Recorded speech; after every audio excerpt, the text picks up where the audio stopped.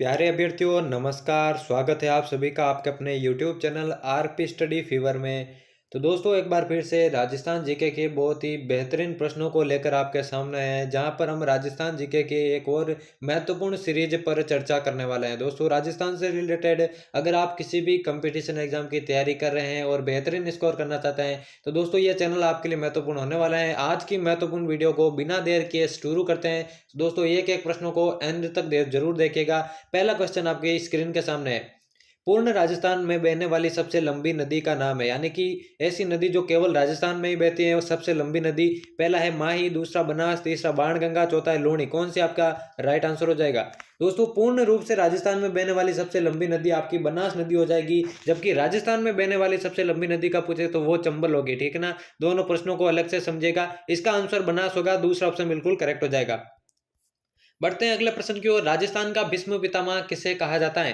पहला है राणा सांगा, दूसरा राणा कुंभा, तीसरा कुंवर चुंडा, चौथा है राणा लाखा। कौन सा आपका राइट आंसर हो जाएगा? इस प्रश्न के राइट आंसर की बात करें सभी अभ्यर्थियों को कमेंट में आंसर देना है। राजस्थान का जो भीष्म पितामह है दोस्तों कुंवर चुंडा को कहा जाता है। तीसरा ऑप्शन बिल्कुल आपका करेक्ट हो जाएगा। अगला प्रश्न दोस्तों, गिद्दड़ नृत्य का संबंध किस स्थान से है? गिद्दड़ नृत्य का संबंध किस स्थान से है? पहला ऑप्शन है मेवाड़, दूसरा बीकानेर, तीसरा है शेखावटी, चौथा है जयपुर। कौन सा आपका राइट आंसर हो जाएगा? सभी को आंसर देना है। बात करें दोस्तों गिद्दड़ नृत्य की तो ये प्रसिद्ध है दोस्तों आपके शेखावटी क्षेत्र में। ठीक है ना, चूरू, सीकर, झुंझुनू तीन जिले शेखावटी क्षेत्र के अंतर्गत आते हैं। सी ऑप्शन बिल्कुल आपका करेक्ट हो जाएगा। अगला है दोस्तों, दादू पंथ का प्रमुख केंद्र कौन सा है? ठीक है ना, दादू पंथ की स्थापना संत दादू दयाल ने की थी। ठीक है ना, जिनका जन्म आपको मालूम है अहमदाबाद के अंदर हुआ था। तो दादू पंथ का प्रमुख केंद्र पहला अजमेर, दूसरा पीपासर, तीसरा भीनमाल, चौथा नारायणा।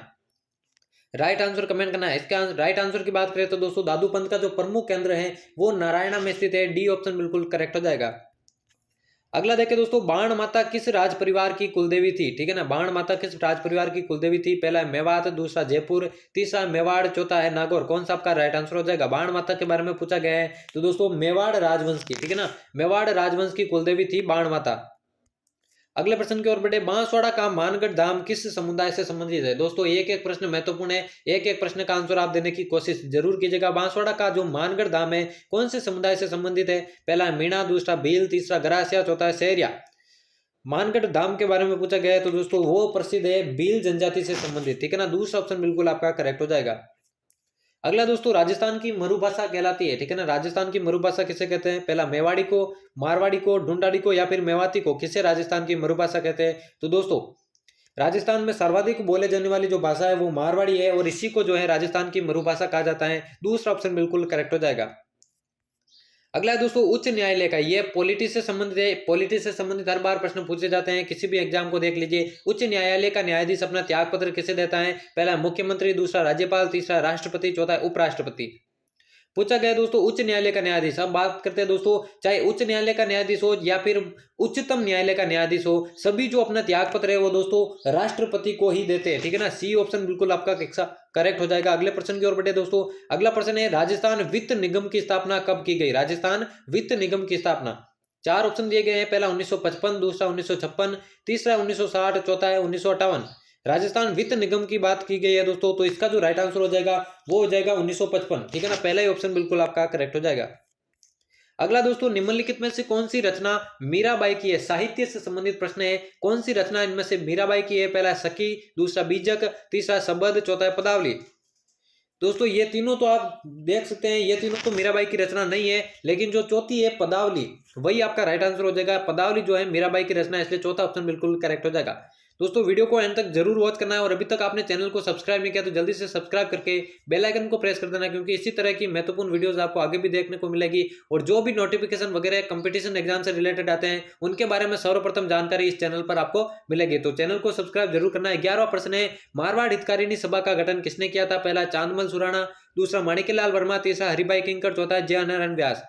इनकी फ्री में पीडीएफ प्राप्त करने के लिए आप टेलीग्राम चैनल को ज्वाइन कर सकते हैं। टेलीग्राम चैनल की जो लिंक है वो डिस्क्रिप्शन में दे रखी है, वहां से जाके आप टेलीग्राम ज्वाइन कर सकते हैं फ्री पीडीएफ प्राप्त करने के लिए। इसका जो राइट आंसर होगा दोस्तों, चांदमल सुराणा ने आपके जो है मारवाड़ हितकारिणी सभा का गठन किया था। पहला ऑप्शन बिल्कुल करेक्ट हो जाएगा। अगला दोस्तों, कौन सा आभूषण सिर पर नहीं पहना जाता है? पहला मेमंद, दूसरा बोर, तीसरा रकड़ी, चौथा कंदोरा।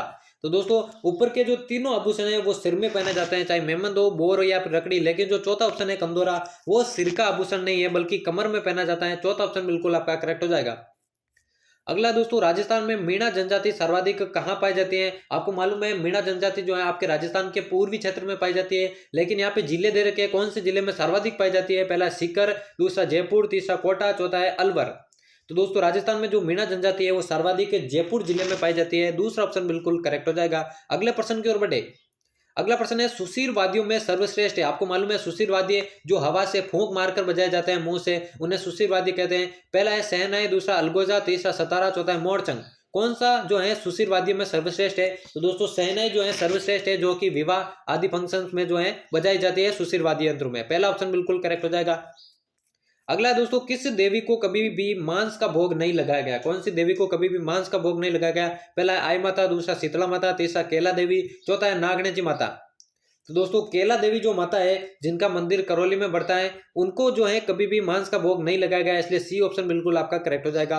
अगला प्रश्न देखें दोस्तों, दधिमती माता का मंदिर किस जिले में स्थित है? दधिमती माता, पहला है जयपुर, दूसरा है नागौर, तीसरा अजमेर, चौथा है पाली।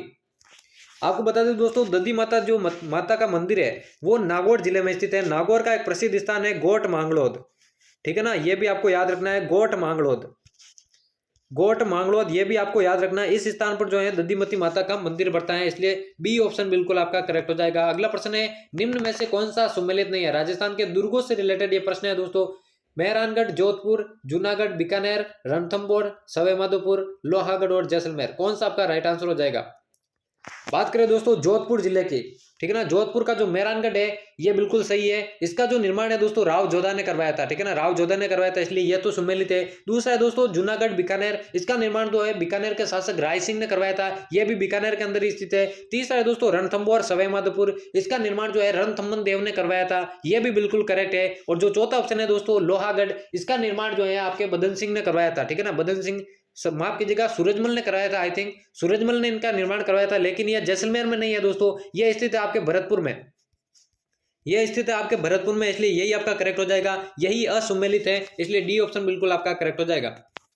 अगला दोस्तों 18वां, राजस्थान के एकीकरण के समय जोधपुर के शासक कौन थे? राजस्थान के एकीकरण के समय जोधपुर के शासक, पहला हनुवंत सिंह, दूसरा उदयबान सिंह, तीसरा शार्दुल सिंह, चौथा है भीम सिंह। बात करें दोस्तों राजस्थान के एकीकरण के समय जोधपुर के जो शासक थे उनका नाम है दोस्तों हनुवंत सिंह, पहला ऑप्शन बिल्कुल करेक्ट ऑप्शन है। अगला दोस्तों, राजस्थान जाट क्षेत्रीय सभा कब बनाई गई थी? राजस्थान जाट क्षेत्रीय सभा, पहला 1911, दूसरा 1930, तीसरा 1931, चौथा 1938, कौन सा आपका राइट आंसर हो जाएगा? बात करें दोस्तों राजस्थान जाट क्षेत्रीय सभा की, इसकी स्थापना जो है 1931 में की गई थी, सी ऑप्शन बिल्कुल आपका करेक्ट आंसर हो जाएगा। अगला दोस्तों, कच्छवा राजवंश की प्रथम राजधानी थी, इसे आप कच्छवा वंश भी कहते हैं, जयपुर वंश भी कह सकते हैं, आमेर राजवंश भी कह सकते हैं, ठीक है ना, सभी इसी के नाम है। तो कच्छवा वंश की प्रथम राजधानी कौन सी थी? पहला अलवर, दूसरा जयपुर, तीसरा दौसा, चौथा आमेर।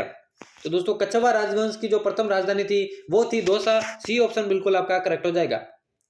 अगला दोस्तों 21वां, खातौली का युद्ध कब हुआ था? राजस्थान के जितने भी प्रसिद्ध युद्ध है उन सबको आपको याद करना है, क्योंकि इनमें से प्रश्न जरूर पूछे जाते हैं। पूछा गया है खातौली का युद्ध, पहला है 1526, दूसरा 1527, तीसरा 1518, चौथा है 1517। बात करें दोस्तों खातौली के युद्ध की तो 1518 में ये युद्ध हुआ था, और 1518 में एक और युद्ध हुआ था बाडी का युद्ध। यह युद्ध दोस्तों आपके मैं बता दूं इब्राहिम लोदी और राणा सांगा के बीच हुआ था। खातौली का जो युद्ध है 1518 में राणा सांगा और इब्राहिम लोदी के बीच हुआ था, जिसमें राणा सांगा की विजय हुई थी, और इसी युद्ध में राणा सांगा ने अपना एक पैर भी गवा दिया था, ठीक है ना, सी ऑप्शन बिल्कुल आपका इसका करेक्ट हो जाएगा। अगला दोस्तों प्रसिद्ध सभ्यता स्थल तिलवाड़ा कहां पर स्थित है? पहला नागौर, दूसरा बाड़मेर, तीसरा जयपुर, चौथा चित्तौड़गढ़। पूछा गया है दोस्तों तिलवाड़ा के बारे में कहां पर स्थित है, तो बाड़मेर जिले में आपके तिलवाड़ा स्थित है, दूसरा ऑप्शन बिल्कुल आपका करेक्ट हो जाएगा। उम्मीद करता हूं दोस्तों वीडियो पसंद आ रही होगी। वीडियो पसंद आ रही है तो वीडियो को लाइक कर दीजिए और चैनल को सब्सक्राइब कर दीजिए। अगला प्रश्न है दोस्तों, कौन सा शहर राजस्थान का हृदय कहलाता है? पहला है नागौर, दूसरा अजमेर, तीसरा जयपुर, चौथा है कोटा। बात हो रही है दोस्तों राजस्थान के हृदय की, तो अजमेर जिले को आपका जो है राजस्थान का हृदय कहा जाता है, क्योंकि बीचों बीच में यह है, ठीक है ना, बी आपका बिल्कुल राइट ऑप्शन हो जाएगा। अगला प्रश्न देखिए दोस्तों 24वां है, राजस्थान में ये दोस्तों जनसंख्या से रिलेटेड है, ठीक है ना, जनगणना से रिलेटेड है, जनसंख्या से रिलेटेड है। राजस्थान में 2011 में महिला साक्षरता दर कितनी रही थी? सेकंड ग्रेड 2011 में आया हुआ प्रश्न है। 2011 की जनगणना के अनुसार आपको बताना है, पहला 66.0%, दूसरा 79.2%, तीसरा 52.1%, चौथा है 76.38%। पूछा गया दोस्तों महिला साक्षरता दर की, तो 52.1% जो है महिला साक्षरता दर रही थी 2011 में, सी ऑप्शन इसलिए बिल्कुल करेक्ट हो जाएगा। और आज के महत्वपूर्ण प्रश्नों की सीरीज का ये लास्ट प्रश्न है दोस्तों, बहुत ही महत्वपूर्ण प्रश्न है। फुलवारी की नाल अभ्यारण्य कौन से जिले में स्थित है? ठीक है ना, फुलवारी की नाल कौन से जिले में स्थित है? पहला चित्तौड़गढ़, दूसरा बूंदी, तीसरा चूरू, चौथा उदयपुर। आप सभी नोट कर लीजिए दोस्तों, फुलवारी की नाल अभ्यारण्य जो है उदयपुर जिले में स्थित है, इसलिए चौथा ऑप्शन आपका बिल्कुल करेक्ट हो जाएगा। तो दोस्तों यहाँ पर हमारे 25 महत्वपूर्ण प्रश्नों की सीरीज समाप्त होती है। आगे भी इसी तरह की महत्वपूर्ण वीडियोस आपको इस चैनल पर देखने को मिलेगी, इसलिए चैनल को सब्सक्राइब करके बेल आइकन को प्रेस कर देना आगे भी इसी तरह की महत्वपूर्ण वीडियोस पाने के लिए।